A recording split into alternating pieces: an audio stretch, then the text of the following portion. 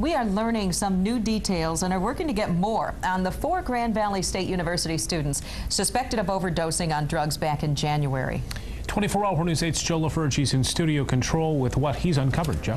Brian, Sue, these are copies of police reports from that night. Now, university police and school officials haven't released many details to this point. We had to use the Freedom of Information Act to get these reports. Now, they tell us a lot about what happened, what went down throughout the evening, but the information on exactly what caused those overdoses is not in here. The scene at 3 Grand Valley dorm rooms between 9 and 11 on the night of January 31st were similar and at times chaotic. At Fry Living Center, officers tried talking to 2 students, one who they described first as incoherent, later laughing hysterically. A second student began fighting with an officer. I noted his face was bright red and his pupils were dilated, an officer writes in a report. At Stafford Living Center, another male student was inside his dorm room. Clad only in boxer shorts, he was waving his arms in the air. Once officers entered the room, he, quote, immediately began getting into a boxer's stance, balled his fist, and began hopping from foot to foot.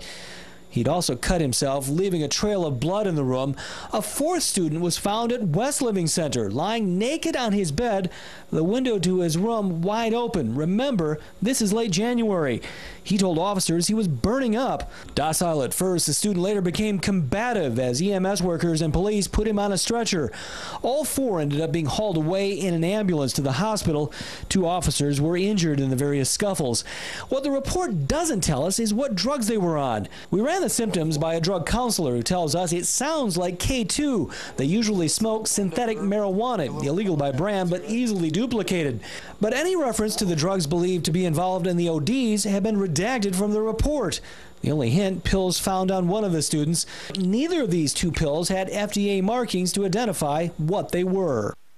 And of course, if you're a Grand Valley State student parent, you probably want to know what that drug is. Well, the simple fact is they don't know yet. University officials and police say they don't know. I just got an email from a university spokesperson telling me that the references in this report are to an unknown narcotic. They need toxicology reports before they can determine exactly what those students overdosed on. We will be following up on this story. We'll let you know. Back to you. Okay. Joe LaFurgey, thank you for that report.